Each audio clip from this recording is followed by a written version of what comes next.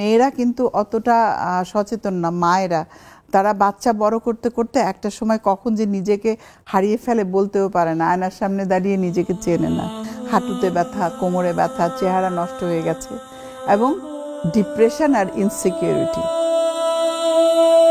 ফুডটা আমার কাছে কথা বলে। মেজবানে মাংস খান, কালো ভুনা খান, যা খান, শুরু করে দিল তারা। উপভোগের মধ্যেও একটা মজা আছে। এক ডালে এক পাখি বসে খাচ্ছিল, আরেক পাখি বসে বসে দেখছে, দেখার মধ্যেও একটা অন্যরকম তৃপ্তি আছে। ওখানে লোকজন অনেক ফাইট করে বেঁচে থাকে, তো তাদের খাবারটা আপনি কিন্তু একরকম পাবেন। কি আমি যখন কিছু করতে চাই, আমি সত্যি পৃথিবী ভুলে যাই। আপনাদের সময় তো মেয়েদের অল্প বয়সী মোটামুটি বিয়ে শাদী হয়ে যায়। সারা জীবন যতদিন বাঁচবো আমি সেলফ ডিপেন্ডেন্ট হয়ে বাঁচবো।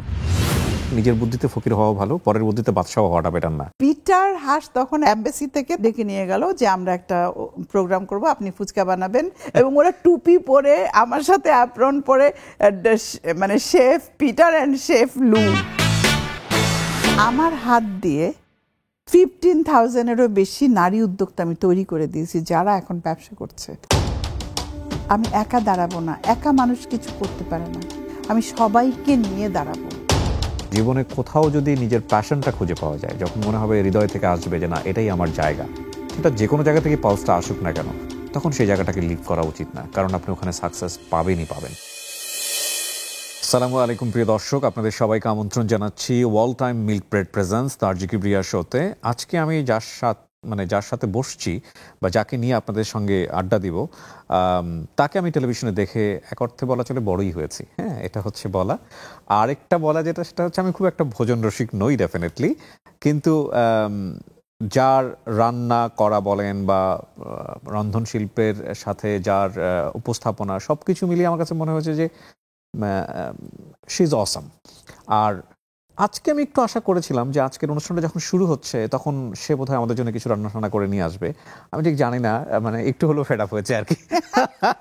কেমন আছেন আপনি সেটা আগে বলেন। আমি খুব ভালো আছি। সবচাইতে বড় জিনিস আমি বলবো ভাই, তুমি যখন বললে যে আমাকে দেখে দেখে বড় হয়েছে, আমি তুমি করেই বলছি। হ্যাঁ প্লিজ, এটা আমি খুবই কমফোর্ট ফিল করব। আমি সত্যি কথা, তোমার শো আমি দেখি, ভালো লাগে। আজকে তোমার সাথে বসে এই যে নিজের একটা লম্বা একটা জার্নি, লং জার্নি আমি পার করে এসেছি, কিছু শেয়ার করতে পারবো, এটাই আমার ভালো লাগছে। আর খাবার ওটা রইলো, হ্যাঁ বাসায় গিয়ে খেয়ে আসবো অবশ্যই। সেটা হচ্ছে, আমি নামটা বলতে ভুলে গিয়েছি, মাফ করবেন, রহিমা সুলতানা রিতা।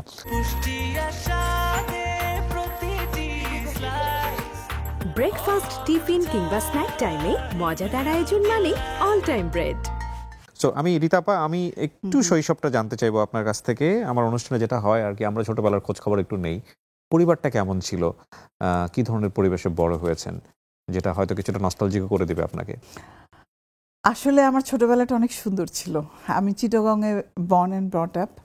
আমার বাবা বিজনেস করতেন, আমার মা, আমি একটা মানে কালচারাল ফ্যামিলির একটা মেয়ে। আচ্ছা, আমার পরিবার খুবই রিচ, বলতে আমি ওই দিক থেকে বলবো যে কালচারালি রিচ ছিল, প্লাস আমার প্রকৃতির মাঝে বেড়ে ওঠা। তুমি যদি বলো ভাই যে আমার টিচার নেচার, আমি প্রকৃতিতে ঝড় দেখেছি, আবার সেটা শান্ত হতে দেখেছি, সেখানে ফুল ফুটতে দেখেছি, গাছ ভেঙে ফেলতেও দেখেছি, আবার নতুন গাছ গজাতেও দেখেছি। পাহাড়ে হেঁটেছি, সোদা মাটির গন্ধ পেয়েছি, এবং বনফুল এক এক দিকে এক এক রকম। আমার ফুপুর বাড়ি ছিল পাহাড়ে, মানে এটা বাটালি পাহাড়ের কাছে, আমবাগান জায়গাটার নাম। তা আমার খুব পছন্দ ছিল। ওই বাড়িতে গেলেই প্রথম কাজ ছিল আমার স্যান্ডেল হারিয়ে ফেলতাম, আমি লুকিয়ে ফেলতাম যে আসবো না, আমি পাহাড়ে বেড়াবো। তো পাহাড়, সমুদ্র, ছোটবেলার মানে ওই যে একটা কি বলবো, যে প্রকৃতির সাথে আমার একটা অসম্ভব সুন্দর সম্পর্ক নিয়েই আমি বড় হয়েছি। অসাধারণ। ভাই বোন কতজন ছিলেন আপনারা? আমরা 6 ভাই বোন, আমি সবার বড়। আমরা 4 বোন 2 ভাই। রান্নার ব্যাপারটা নিয়ে হয়তো আমাদের কথা বলতে হবে, কিন্তু শুধু রন্ধনশিল্পী পরিচয় দেওয়াটা বোধহয় আপনার জন্য সমীচীন হবে না, কারণ অনেকগুলো বিষয় জড়িত এখানে। কিন্তু তারপরেও আমি যদি বলি যে রান্না তো পরিবারের সর্বপ্রথম মেয়েরা মায়ের কাছ থেকেই বোধহয় টুকটাক শেখে। আপনার ক্ষেত্রে কি হয়েছে? না, আমি রান্না শিখেছি নানির কাছ থেকে। আমার নানার বাড়ি কুমিল্লা, বেশ ওনারাও রিনাউন্ড ফ্যামিলি, মনসিব বাড়ি। তো আমার নানি অনেক ভালো রান্না করতেন। তো নানি একরকম জোর করে শেখাতো, বলতো এভাবে মাছ কাটতে হয়, এভাবে মুরগি কাটতে হয়, বড় মাছ ধরিয়ে বটিতে বসিয়ে দিত। তখন তো নাইফ টাইফ ছিল না, তো পুকুরের মাছ এসছে, তো আমি কাটা শিখেছি না। আমার যেটা মার কাছ থেকে শেখা না, নানির কাছ থেকে শেখা। ওকে, আর্লি ক্যারিয়ার তাহলে কি দাঁড়ালো? লাইক আমি যদি একটু পড়াশোনার পাশাপাশি জানতে চাই যে আপনাদের সময় তো মেয়েদের অল্প বয়সী মোটামুটি বিয়ে শাদী হয়ে যায়, মানে কি ছিল আসলে আপনার জন্য? আমার জন্য আমাকে একটা ফাইট দিতে হয়েছিল, অনেক ফাইট করতে হয়েছিল, কারণ আমি চিটাগং ইউনিভার্সিটিতে পলিটিক্যাল সায়েন্সে অনার্স মাস্টার্স করেছি। আচ্ছা। তো আমি পরিবারকে বলেছিলাম যে আমি এই আর্লি ম্যারেজটা আমি নিব না, মানে আমি অ্যাটলিস্ট আমি সেলফ ডিপেন্ডেন্ট হতে চেয়েছিলাম। কারণ এটা আমার এসেছিল, আমার মা উনি অনেক গুণী মানুষ, ভালো লিখেন, সুন্দরী, কোনো কিছুর অভাব নেই, কিন্তু একটা জিনিসের অভাব ছিল, অর্থনৈতিক কন্ট্রিবিউশন পরিবারে ছিল না তার, যার জন্য তার যে সম্মানটা পাওয়ার কথা সেই সম্মানটা সে পায়নি।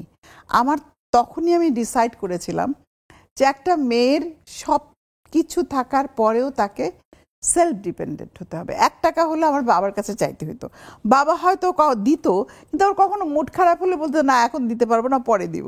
তো ওই জিনিসটা আমার খুব ছোটবেলা থেকে আমাকে ভীষণভাবে হিট করেছে।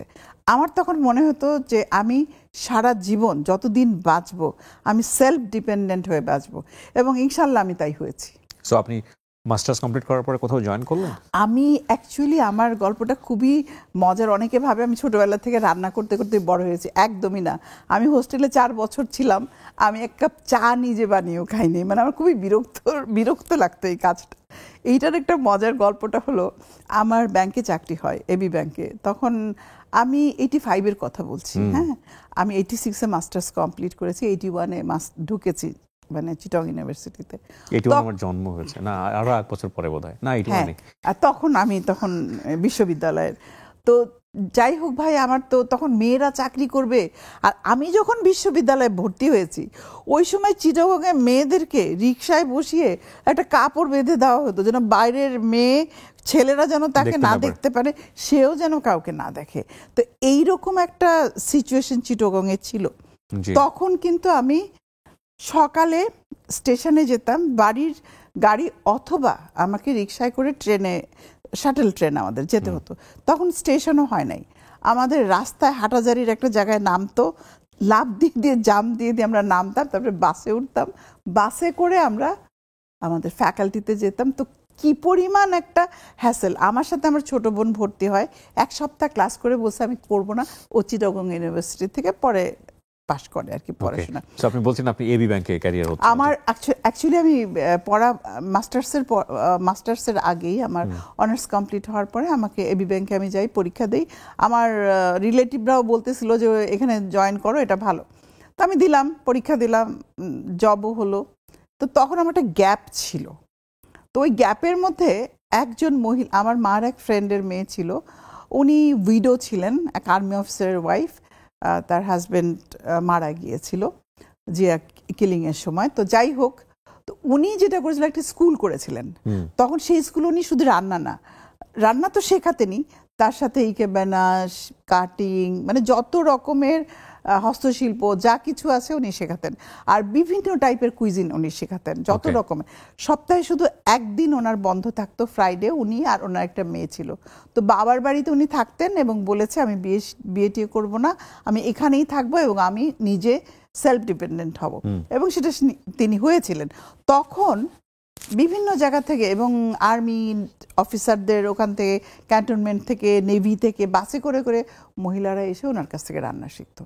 তো ওইটা দেখে না আমার তখন ভীষণ রকম, আমি ওনার কাছে পুরো 2 মাস আমি কোর্স করি, যতগুলো কোর্স উনি করায় সবগুলো আমি শিখি।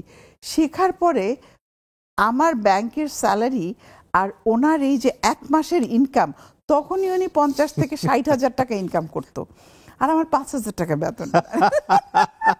মানি টক্স। ইয়েস, আমি না আমার জীবনের অঙ্ক তখনই ঠিক করে ফেলেছিলাম যে আমি এই প্রফেশনটা বেছে নেব, আমি এটা ধরেই আগাবো।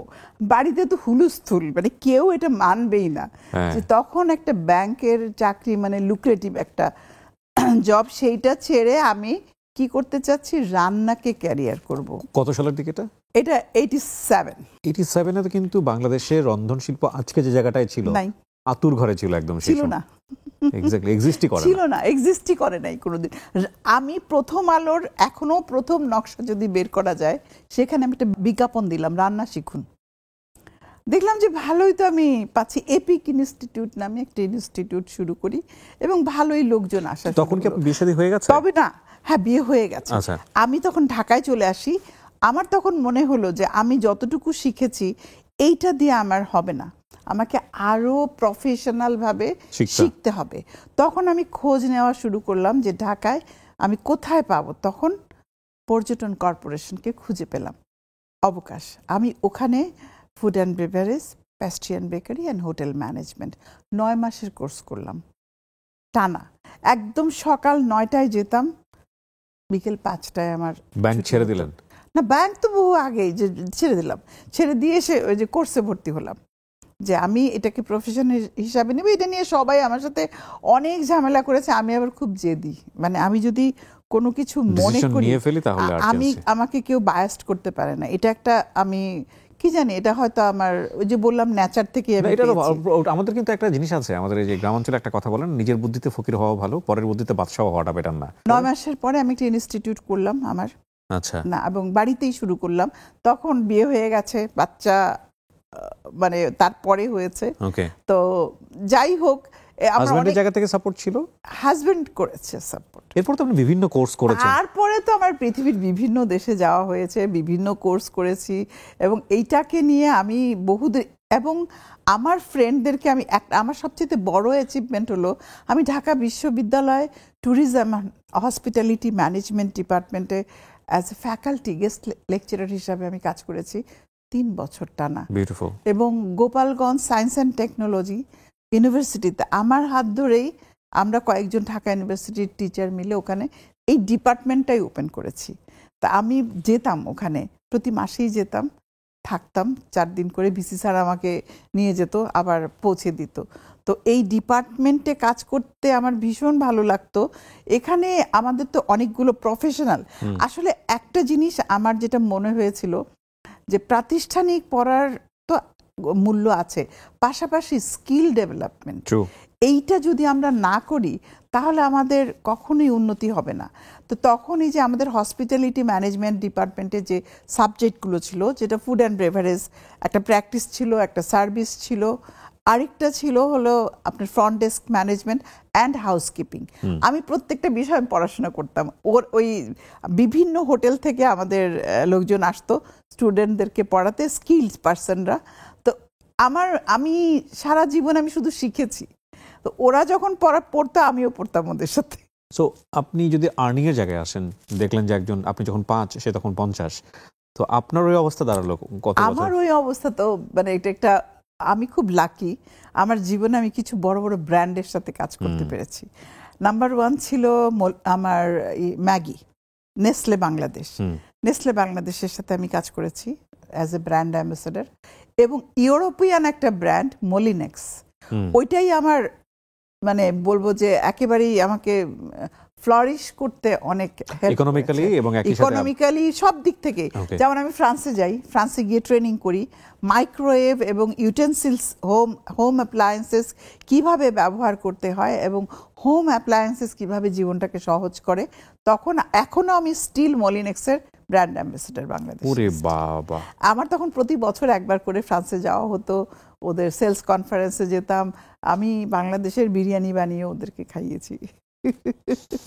ওকে, আমরা এটাই আসলে এতক্ষণ পর্যন্ত যা শুনছিলাম তাতে আমার একটা জিনিসই বারবার মনে হচ্ছিল, জীবনে কোথাও যদি নিজের প্যাশনটা খুঁজে পাওয়া যায়, যখন মনে হবে হৃদয় থেকে আসবে যে না এটাই আমার জায়গা, সেটা যে কোনো জায়গা থেকে পালসটা আসুক না কেন, তখন সেই জায়গাটাকে লিভ করা উচিত না, কারণ আপনি ওখানে সাকসেস পাবেনই পাবেন।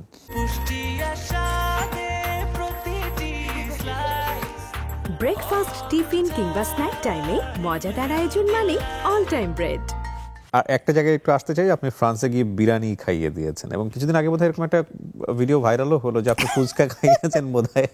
এইটা তো সত্যি কথা বলতে কি গত বছর ঠিক কোরবানি ঈদের আগে পিটার হাস তখন আমেরিকা থেকে এমবাসি থেকে তার ওই দিন মনে ফেয়ারওয়েল ছিল তার, তো আমার সাথে 1 মাস আগে এমবাসি থেকে যোগাযোগ করে। এমবাসির তো ফর্মালিটিস আছে, আপনি জানেন, আমার বায়োডাটা তারা নিল, সেই ওয়াশিংটনে গেল, তাদের ক্লিয়ারেন্স আসলো, তারপরে ওরা আমাকে ডেকে নিয়ে গেল যে আমরা একটা প্রোগ্রাম করব, আপনি ফুচকা বানাবেন, এটা আমরা ভিডিও করব এবং এটা আমি দিব, আর পিটারকে আমরা এটা দিয়েই একটা সারপ্রাইজ দিব। আমি ওকে ফাইন। তখন ওরা 2জন শেফ হয়ে আমার সাথে দাঁড়ালো এসে, আমি গেলাম ফুচকা বানালাম এবং ফুচকা সব রেডি করে নিয়ে গেছে। আমি ওদেরকে দিয়েও ফুচকা কিভাবে খেতে হয় সেটা ব্রেক করো প্রথমে, তারপরে তুমি এটা অ্যাড করো ওইটা অ্যাড করো বলে দেন ডিম গ্রেট করে, এবং ওরা টুপি পরে আমার সাথে অ্যাপ্রন পরে, মানে শেফ পিটার অ্যান্ড শেফ লু ডোনাল আর কি ছিল। তো এটা আমার লাইফের একটা চমৎকার এক্সপিরিয়েন্স। ঠিক তার পরে আমি আমেরিকা বেড়াতে যাই, তো এই প্রোগ্রামটা যেরকম ভাইরাল হয়ে গেছে এটা আমার জানা ছিল না। তো তখন আমার বন্ধু বান্ধব, আমার হাজবেন্ডের ফ্রেন্ডরা সকলে এই যে পিটার ডোনাল্ড বান্ধবী আসছে। বাইরের যেটা হয় মানে লাইক আপনি ফ্রান্সে গেছেন, বহুবার গেছেন নিশ্চয়ই, শুধু ফ্রান্সে না, আমি পৃথিবীর বহু দেশ ঘুরেছি ভাইয়া। এটা আমার একটা সত্যি কথা বলবো যে আমি আল্লাহর কাছে এটা কৃতজ্ঞ। আমার হাজবেন্ডের জন্য এটা সম্ভব হয়েছে। উনি ইন্টারন্যাশনাল ট্রেডিং করেন এবং ওনার প্রচুর দেশের মানে বিদেশের সাথে ওনার বাইরের খাবারের সাথে আমাদের খাবারের বৈচিত্র্যের জায়গাগুলোতে পার্থক্যটা আসলে কোথায়? আসলে খাবার, এখন একটা কথা বলি, খাবার কুইজিন বলি আমরা, কুইজিনটা হয় অ্যাকচুয়ালি ওইখানকার ভৌগোলিক যে অবস্থান থাকে, ওইটার কৃষ্টি কালচার সবকিছু কিন্তু প্লেটের মধ্যে আসে। এইটা অনেকেই জানে না। আমি বলি পঞ্চ ইন্দ্রিয় দিয়ে আমরা খাই, চোখ দিয়ে খাই, নাক দিয়ে খাই, কান দিয়ে খাই, মুখ দিয়ে খাই। তো এই যে আমি খাবার যে আমাকে আনন্দ দেয়, খাবার আমাকে আবার অস্বস্তিতেও ফেলে, ফিল করে আমি খাই, আনন্দ পাই। এই জন্য ফুডটা আমার কাছে কথা বলে, খাবার দারুণ বলেছেন আপনি, আমার সাথে কথা বলে। জাপানিজরা কাঁচা মাছ খায়। এখন কথা হলো, আমি যদি এই কাঁচা মাছ আমি তো খেতে পারি নাই, আমি জাপান গিয়ে একদমই খেতে পারি না। আমি প্রথমেই আমার হাজবেন্ডকে বলেছি, আমাদেরকে জাপানিজরাই দাওয়াত দিয়েছিল, ওরই প্রিন্সিপাল, তো সে খুবই মজা করে এক সুশি রেস্টুরেন্টে নিয়ে গেছে। আমি প্রথমেই বললাম আমি ওগুলো খাবো না। আমি কেন বললাম, আমার এক বন্ধু বলেছিল যে প্রথমে গিয়ে আমি খেতে পারি না, ও বললো প্রথমে গিয়ে খেতে পারি না, কিন্তু এই 6 মাস পরেই ওটাই অমৃত লাগে, এবং কি সুন্দর করে সে বর্ণনা দিল, আমার নিজেরই মনে হয় জিভে জল চলে এসছে। কিন্তু আমি তো ডেফিনেটলি সুশি কখনো ট্রাই করব না। আমার হাজবেন্ড খুব মজা করে খাচ্ছিল, কিন্তু আমার অত ভালো লাগছিল। তারপরে আমি ওর সাথে যেহেতু গেছি, আমি উপরের ওই কাঁচা অংশটা রেখে রাইস আর ভেতরে যা ছিল ওইটুকু আমি সয়া সসে ডিপ করে খেলাম আর কি। তবে হ্যাঁ, আমি বিভিন্ন দেশের লোকাল ফুড ট্রাই করি, যেখানেই যাই আমার খুব ভাল লাগে। ওই দেশের একটা ফ্লেভার পাই, আমি খাবারের মধ্যে একটা সব কিছু পাই, শুধু ফ্লেভার না।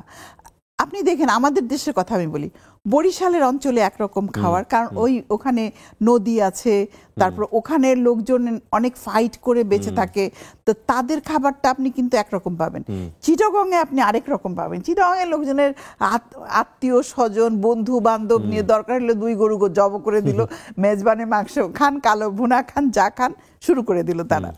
আবার আপনি যদি উত্তরবঙ্গ বলেন, লবণার ঝাল অনেক বেশি, হ্যাঁ ওইদিকে আবার যেমন পিঠালি, তারপরে এরকম চুই ঝাল। এই যে আমাদের এক একটা অঞ্চলে ভিত্তি করে ওয়েদারের সাথে কিন্তু খাবারটা এসছে। সো আপনারা যখন কোন একটা খাবারকে জাজ করেন, প্রচুর অনুষ্ঠানের আপনি জাজ করেছেন আমি জানি, রাধুনির একেবারে বলতে গেলে সুপার জাজ, কতগুলো বিষয় এখানে ঠিক রাখেন? কেন বলছি আমি প্রশ্নটা একটু ইলাবোরেট করতে চাই। ধরেন আমি একই খাবার, আমার খুব পছন্দের খাবার কোন একটা রেস্টুরেন্টের, আমি সকালে গেলে আমার তখন একরকম টেস্ট লাগে, আমি যখন 3 দিন পরে যাচ্ছি তখন অন্যরকম টেস্ট লাগে। এটার মানেটা এরকম না যে খাবারটার টেস্ট চেঞ্জ হচ্ছে, আমার মুডটা, আমি হয়তো একটা খুব বাজে একটা এনভায়রনমেন্টের মধ্যে আছি, খুব কাজের চাপের মধ্যে আছি, তো তাহলে আমরা একটা খাবার খেয়ে এটাকে ভালো বলে দেবো, মন্দ বলে দেবো, এটা অনেক সময় মিসজাজ হয়ে যায় না?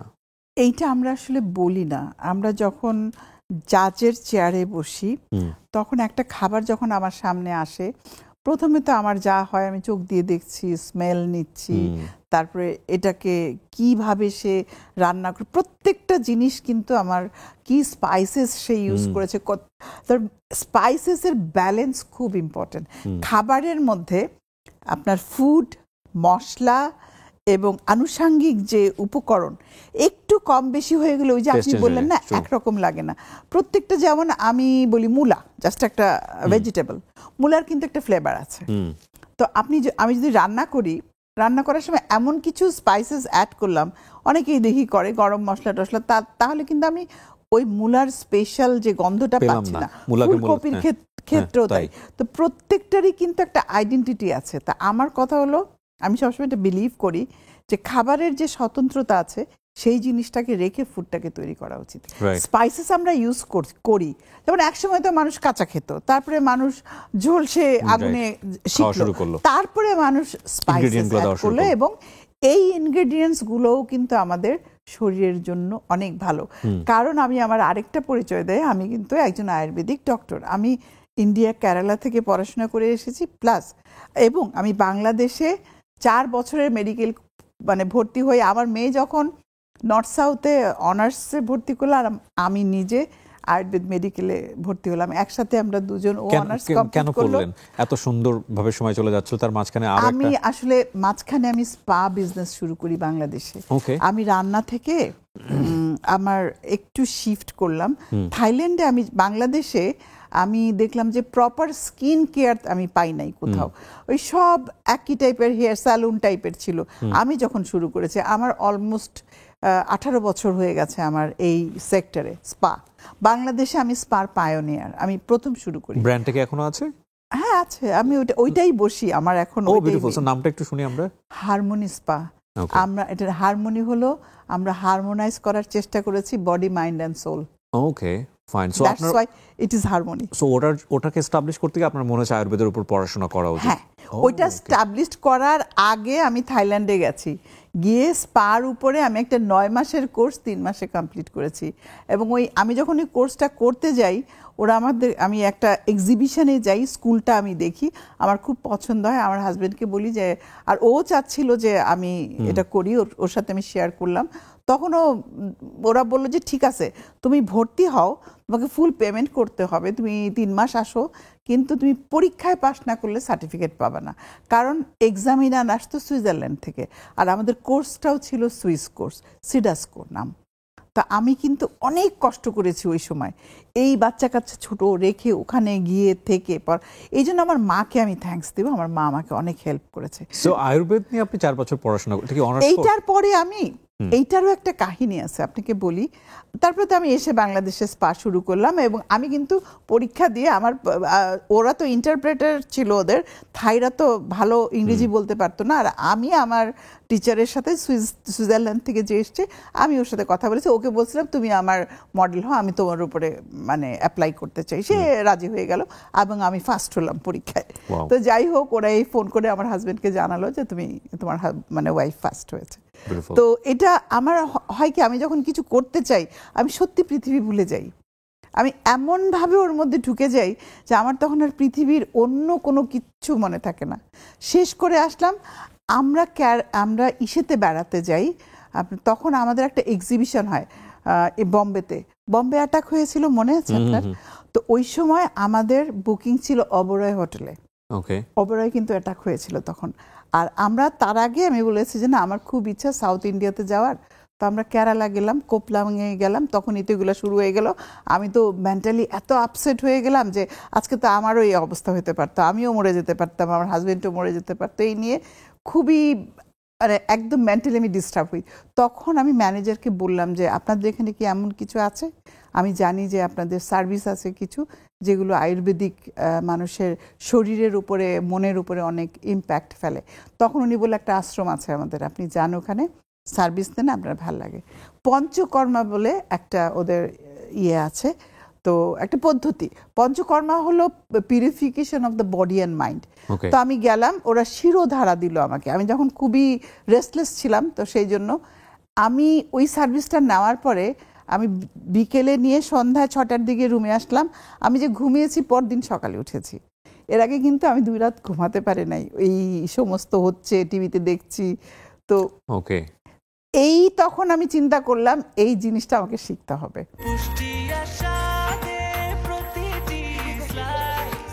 ব্রেকফাস্ট, টিফিন কিংবা স্ন্যাক টাইমে মজাদার আয়োজন মানে অল টাইম ব্রেড। শিরোধারা কি যে একটা বলছিলেন, কোনো একটা টেকনিক? শিরোধারাটা হলো কি, এটা একটা নির্দিষ্ট মানে হাইট থেকে নার্ভের উপরে কাজ করে। একটা মেডিকেটেড অয়েল মানে ফেলা হয়, এটা 1 ঘন্টার মতো আমাকে অয়েলটা দিল আর একটা বডি মাসাজ করে দিল ওরা। তো আপনি শিখলেন পরে? আমি পরে ওদের কাছ থেকে অ্যাড্রেস নিলাম, আমি এটা কোথায় শিখতে পারি। তখন ওরা আমাকে অ্যাড্রেস দিল আয়ুর্বেদিক হেলথ কেয়ার। আমি আমার হাজব্যান্ড সহ গেলাম, গিয়ে ওদেরকে বললাম আমি নেক্সট মান্থে আসছি, এবার আমি পারবো না, আমি মেন্টালি ঠিক নাই, আমি আগামী মাসে এসে ভর্তি হবো। আমি ভর্তি হয়ে চলে গেলাম। পরে আমি আয়ুর্বেদের পঞ্চকর্মার উপরে ওখানে কোর্স কমপ্লিট করে। সো আপনি এটাকে কোনোভাবে বাংলাদেশে প্র্যাকটিস করেছেন? এখন করছি। ও, এখন আপনার এখানে আমার আসেন? পঞ্চকর্মা আছে। ওকে।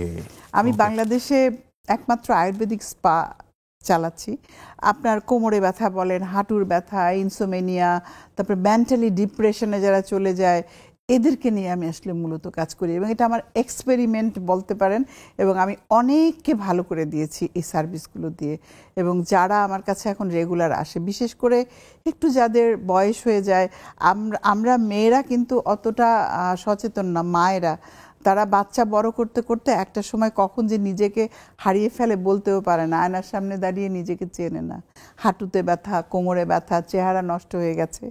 এবং ডিপ্রেশন আর ইনসিকিউরিটি, এগুলো তাদের মধ্যে এত বেশি পরিমাণে আমি দেখেছি, আমি চেষ্টা করেছি তাদেরকে সেখান থেকে বার করে আনতে। একটা জিনিস আমি যখন আপনার সঙ্গে কথা বলছিলাম, আমার কাছে মনে হচ্ছিল যে 87-এ যখন শুরু করলেন আপনি, তারপরে তো অনেকগুলো শাখা প্রশাখায় বিচরণ হয়েছে। এটা এখন একটা ইন্ডাস্ট্রি বাংলাদেশে, স্পা বলেন, ইভেন আজ থেকে 5 বছর আগেও যদি আমি বলি যে এই যে মেকআপ নেওয়ার ব্যাপারটা, এখন তো গ্রামে গঞ্জে গেলেও একটা মেকআপের একটা স্টুডিও পাওয়া যায়, একটা সেলুন পাওয়া যায়। আপনি জানেন আমি অ্যারোমা থেরাপি মাসাজ একটা খুব, আমি নাম বলবো না, একটা পত্রিকায় বিজ্ঞাপন দিতে গিয়েছি। আমি প্রথম আলোর কাছে কৃতজ্ঞ, প্রথম আলো আমার সবসময় বিজ্ঞাপন ছাপাতো। কিন্তু এক জায়গায় গেলাম, খুবই নামি পত্রিকা, ওরা বলে না মাসাজ শব্দের অর্থ ভালো না, দিব না। আমি আচ্ছা দিয়েন না। হ্যাঁ, অনেক জায়গাতেই অনেক সময় এটা নিয়ে ক্রিটিসিজম হয়েছে, কিন্তু এটা একটা শিল্প, শত শত হাজার হাজার ছেলেমেয়েরা এখানে কাজ করছে। আর একটা জিনিস জানেন, এইটা কিন্তু 1000 বছর আগের একটা টেকনিক। এই যে আয়ুর্বেদ, পরে আমি তো বাংলাদেশে এসে ফুল মেডিকেল কমপ্লিট করি 4 বছর। আমার মেয়ে যখন বললাম, মেয়ের সাথে একসাথে ভর্তি হয়ে ও অনার্স কমপ্লিট করলো, আমি আয়ুর্বেদ ফুল মেডিকেল কমপ্লিট করলাম। এবং ছোট ছোট বাচ্চাদের সাথে গিয়ে আমি পড়তাম। আমার মেয়ের চেয়ে বয়স ছোট, ছেলে মেয়েদের চেয়ে বয়স ছোট বাচ্চাদের সাথে বসে লেখাপড়া করেছি, পরীক্ষা দিয়েছি। ম্যাজিস্ট্রেট এসে বলে আপনি এখানে কি করেন? আমি বললাম আপনি তো দেখতেই পাচ্ছেন আমি কি করছি। বিউটিফুল। আয়ুর্বেদটা তো প্রাচীন ভারতের সবচাইতে প্রাচীনতম চিকিৎসা পদ্ধতি, তারপরে এটা এরকম দৈন্যদশা কেন হলো? এটা আমাদের দেশে দৈন্য, বাট আপনি ইন্ডিয়াতে বোধহয় অনেক পপুলার, কেরালায় যান ওদের, এবং শুধু তা না, চায়নায় যান, সেই মডার্ন হসপিটাল। আমার চায়নাতে প্রচুর যাওয়া হয়েছে, আমাদের ওখানে অফিস বাসা সবই ছিল। আমি গত 20 বছর ধরে চায়নায় যাই, আমার চোখের সামনে চায়নার পরিবর্তন আমি দেখেছি। আমি যখন প্রথম দিয়েছি খোরাখুরি, আর এখন চমৎকার একটা দেশ। আপনি যদি বলেন পৃথিবীর কোন দেশ আপনার সবচেয়ে ভালো লেগেছে, আমি বলবো চায়না। এত দেশ ঘোরার পরও চায়না? হ্যাঁ। এত মানুষ থাকার পরও চায়না? হ্যাঁ। আপনি মানুষ দেখবেন না, এটা ঠিক, আপনি ওরা সবাই কাজ করে, আর এত চমৎকার। ওখানে আপনি 40 মাইল, আমি 40 কিলোমিটার সমুদ্রের উপরে একটা ব্রিজ পার হয়ে গেছি, নিম্ব। তো ওরা যে কি করতে পারে না, আপনি যদি, আমার প্রচুর ঘোরা কেন হয়েছে জানেন, এটা ডিসেন্ট্রালাইজেশন বলে একটা কথা আছে, ইউ নো বেটার। একটা দেশকে উঠতে হলে, আমাদের দেশে সব ঢাকা কেন্দ্রিক। ওখানে আমার হাজব্যান্ড হোম অ্যাপ্লায়েন্সেসের বিজনেস করে, একটা আয়রন কিনতে হলেও একটা গ্রামেই যেতে হবে, ওই জায়গা ছাড়া ওটা পাওয়া যাবে না। আপনি একটা লাইট কিনবেন, আপনাকে শ্যান্ডংয়ে যেতে হবে। আপনি হয়তো একটা ওভেন কিনবেন, আপনাকে উহাংয়ে যেতে হবে। তো এইভাবে করে করে আমি কিন্তু চাইনিজরাও যত ঘুরে নাই তার চাইতে বেশি আমি চায়নাতে ঘুরেছি। একটা গাড়ি নিতাম, আমরা বিভিন্ন ফ্যাক্টরি ভিজিট হতো, হয়ে রাতে যেই হোটেল পড়তো সেখানেই রাতে থাকতাম, আবার সকালে লাগেজ তুলে 7 দিন এরকম চলতো আমাদের। এবং এবং আমি খুব এনজয় করতাম। সেটাই বলতে চাচ্ছিলাম, জীবনটাকে অনেক এনজয় করেছেন। তা আমার কাছে না বোরিং, আমি একটা জিনিস বিলিভ করি, আমার যে দুঃখ কষ্ট বা আমাকে যে স্ট্রাগল করতে হয় নাই তা না, আমাকে প্রচুর স্ট্রাগল করে আজকে এই জায়গায় আসতে হয়েছে, কিন্তু আমি খুব হাসি মুখে এটাকে মেনে নিয়েছি। আমি যখন যেটা পাই নাই আমার কোনোদিন আফসোস হয় নাই, মনে হয়েছে এটা আমার ছিল না সেই জন্য আমার কাছে আসে নাই, আর যেটা আমার কাছে এসেছে আমি মনে করি যে এটা আমার প্রাপ্য ছিল, আর আমি অর্জন করেছি। আমি একটা জিনিস বিলিভ করি, কোনো কিছু এমনি এমনি আসে না, আপনাকে সব কিছু কষ্ট করে অর্জন করতে হবে। আমি একটা কথা বলি, আমার টিচার তখন 50,000 টাকা দেখেছিলাম তো, আর আমি 7 দিনে চিটাগংয়ে গিয়ে সেই 20 বছর আগে রান্না শিখে 5 লাখ টাকা নিয়ে আসছি। টাকাটা আসলে কি না, টাকাটা কোনো ম্যাটার না, এটা কোনো ম্যাটার না, কিন্তু আমি বললাম যে ওই সময়ে আমি এটা করতে পেরেছি, তার জন্য কিন্তু আমাকে প্রচুর কষ্ট হয়েছে। আপনি যেরকম, আমি বলবো যে আমাকে দাঁড়িয়ে থাকতে হতো 8 ঘন্টা 10 ঘন্টা দাঁড়িয়ে আমি কাজ করেছি, আমাকে কিন্তু এটা শরীরের উপর দিয়ে নিতে হয়েছে। শরীর, আমাকে মাইন্ড, মাথায় থাকতে হতো, আমার মাইক্রোফোন দিয়ে কথা বলতে হতো, আবার হাতে কাজ করতে হতো, মানে আপনি কল্পনাও করতে পারবেন না ওই সময়টাকে আমি তখন একটা অন্য মানুষ হয়ে যেতাম। এক্স্যাক্টলি, আমি যেটাই বলতে চাচ্ছিলাম যে প্যাশনের পেছনে আমরা দৌড়ালে অর্থ আমাদের পেছনে দৌড়াবে, এটাই স্বাভাবিক। এবং ভালোবাসতে হবে সবচেয়ে বড় জিনিস। আমি যাই করি না কেন, আমার কথা হলো যে আমি যদি একটা চায়ের দোকানও দেই, আমার ওই চায়ের প্রতি ভালোবাসা থাকতে হবে। আমরা এরকম গুরুজনরা বলেন যে একটা পরিবার কতটুকু হাইজিন মেনটেন করে সেটার জন্য দুটো জায়গায় গেলে যথেষ্ট। প্রথমত পারলে তাদের রান্নাঘরে একটা উকি দাও, আর যদি ওয়াশরুমে যাও, এই দুটো জায়গাতে গেলেই বুঝতে পারবা যে এটা হাইজিন কতটুকু। তবে আপনাকে একটা কথা বলি, এটা আরেকটু পিছনে যেতে চাই আমি। একসময় আমাদের হেসেল আলাদা ছিল, রান্নাঘর আলাদা ছিল। আমার ছোটবেলায় আমার দাদির বাড়িতে আমি দেখেছি, নানির বাড়িতে দেখেছি, কিন্তু আমাদের দেশে যখন মানে ডিজাইনার আর্কিটেক্টর ডিজাইন করে, সবচেয়ে মানে অন্ধকার জায়গা, সবচাইতে যে জায়গাটা কনজাস্টেড জায়গাটাকে কিচেন বানায় দেয়, কিচেন এন্ড বাথরুম। এটা যে কত দরকার, বিশেষ করে কিচেন। আপনার পরিবারকে সুস্থ রাখার যে মূল চালিকা শক্তি, যেখান থেকে আপনার শক্তি যেখান থেকে আসবে, সেটাই কিন্তু আপনার ফুড। আপনার ব্রেন বলেন, বোন বলেন, হার্ট বলেন, লাং বলেন, এভরিথিং, এবং আপনার এনার্জি বলেন, সেই জায়গাটাই যদি ঠিক না থাকে, নট অনলি দ্যাট, বর্তমানে খাবার যেখানে তৈরি করা হচ্ছে, সেই কৃষকের কাছ থেকে আপনার টেবিলে আসা পর্যন্ত কতটা প্রসেস লস হচ্ছে, আপনি আসলে কি খাচ্ছেন, this is very important. Breakfast, tiffin কিংবা স্ন্যাক টাইমে মজাদার আয়োজন মানে অল টাইম ব্রেড। সো এই যে আপনি এত কাজ করলেন বা করে যাচ্ছেন এখনো, দিন শেষে আপনার একটা ব্র্যান্ড নেম দাঁড়িয়ে গেছে। আপনাকে দেখলেই মানুষ এখন চেনে যে রান্নার সঙ্গে আপনার সম্পর্ক বা রান্না নিয়ে আপনি কাজ করেছেন। এই পরিচয়টা কেমন লাগে? আমি খুব এনজয় করি, ভালো লাগে। আসলে সবচেয়ে বড় জিনিস, মানুষ আমাকে ভালোবাসে। আমি অনেক জায়গায়, যখন আমি বিশেষ করে বিভিন্ন ডিস্ট্রিক্টে যাই, আমরা সেরা রাঁধুনির জন্য ইন্টারভিউ নিতে, অনেকেই ফর্মটা ফিল আপ করে, বলে তোমাকে দেখতে আসছি, আমি এইখানে পার্টিসিপেট করতে আসি না, আমি একটু ছবি তুলবো, আর এমনও হয়েছে আমি একটু ছুঁয়ে দেখবো। তো এই যে ভালোবাসা, আর ম্যাক্সিমাম এই কথাটাই শুনি, দেখতে দেখতে বড় হয়েছি। আমার মা দেখতো, মায়ের সাথে আপনাকে দেখতে দেখতে আমরা বড় হয়েছি।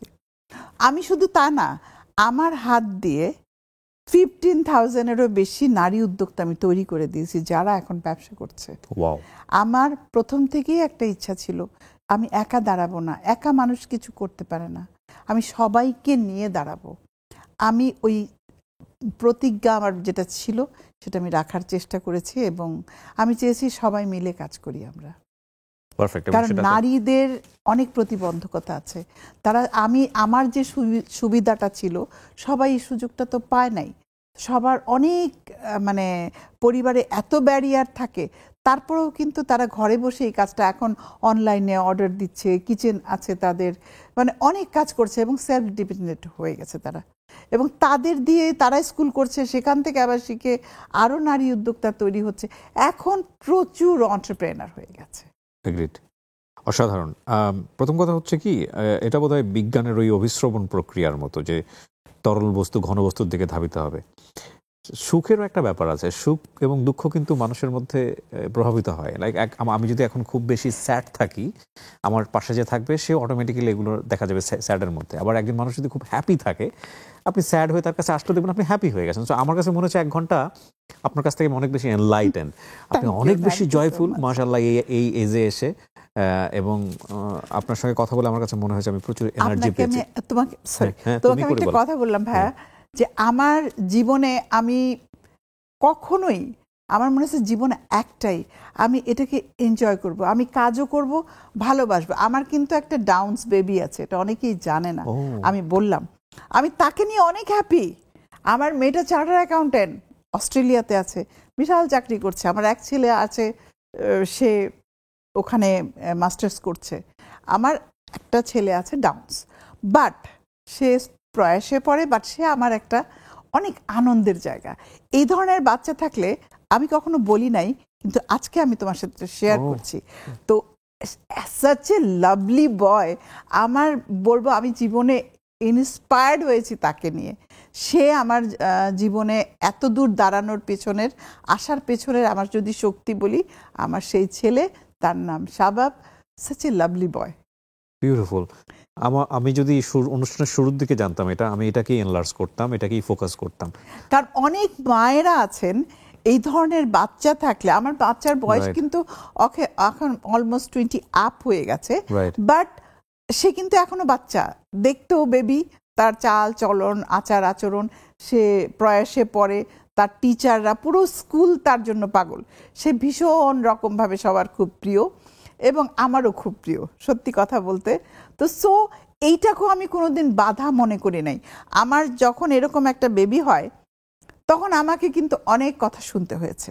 মানে আমি ওকে নিয়ে ডাক্তারের কাছে গেলে, আচ্ছা ও কি জন্ম থেকে এরকম, ও কি পাগল, এসব আমাদের বাংলাদেশের মানুষ তো ইউনো বেটার, চোখের মুখের উপরেই অনেক কিছু বলে দেয়, সবকিছু। তো আমার মেয়ে তখন খুব খেপে যেত, মা আমার ভাইকে এগুলো কেন বলছে, মানে আমার ছোট ভাইটাকে এরকম। আচ্ছা বাবা, এরা বলতেছে তুমি এগুলো কান দিও না, আমরা তো ভালো আছি, তাই না? বলে কি হ্যাঁ মা, আমরা ভালো আছি। তো যে ভালো থাকাটা সম্পূর্ণ নিজের কাছে এবং নিজেকে তৈরি করতে হবে।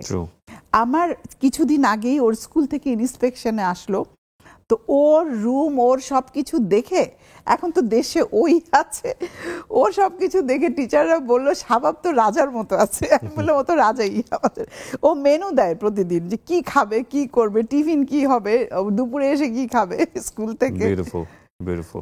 আমার খুবই, বললাম তো, আমার যখন এই জিনিসটা ধরা পড়ে বাংলাদেশে, তখন আমি কিছু খুঁজে পাচ্ছিলাম না ওর এই প্রবলেম কি। ওর সব স্লো যাচ্ছিল, বাট সে নর্মালি ছিল। কিন্তু তখন আমি কলকাতায়, দিল্লিতে গেলাম। আমার খুব ভালো বন্ধু সুজিত মোস্তফা, উনি আমাকে এই সময় হেল্প করেছে। সুজিত দা আমাকে অল ইন্ডিয়া মেডিকেল ইনস্টিটিউটের একজন ডক্টরের কথা বললো। আমি আমার ছেলেকে নিয়ে চলে গেলাম, গিয়ে ওখানে থাকলাম। থাকার পরে আইসি বার্মা বলে একজন ডক্টর ছিল, উনি আমাকে বললো কি তুমি বেবি রেখে তুমি 1 ঘন্টা আমার সাথে কথা বলবে। ওনার কোয়ার্টার ছিল পাশেই। তখন উনি আমাকে একটা কথা বলল, যে দেখো ও সারা জীবন তোমার কাছে কিন্তু মানে ছোট বাচ্চাই থাকবে, বেবি থাকবে। ওর মানে আইকিউ লেভেল যদি তুমি ধরো ম্যাক্সিমাম 5-6 বছর, আর তুমি যদি ভালো নারিশ করো 8-9, এর বেশি যাওয়ার সম্ভাবনা খুব কম আছে। বাট এই ধরনের বাচ্চারা মাম্মাস বয় হয়, দে আর নট পাপ্পাস। আমি বললাম যে কোনো সমস্যা নেই। তো উনি আমাকে খুব সুন্দরভাবে এক্সপ্লেন করলো এবং একটা কথা বললো আমাকে, যে তুমি যদি এই বাচ্চাটাকে সুন্দরভাবে লালন পালন করো, সেবা করো সুন্দর করে, তোমার লাইফটা দেখবে অন্য জায়গায় চলে গেছে। It is true, I believe it. Doctor IC Burma এখন পৃথিবীতে নাই, বাট আমার মোটিভেশন এত, মানে আমি ওই সময়, একটা মায়ের কতটুকু খারাপ লাগতে পারে, ইউ নো বেটার। তো আমি যখন জানতে পারলাম যে তার এই প্রবলেমটা আছে, তখন ওই সময় আমি খুবই ভেঙে পড়েছিলাম।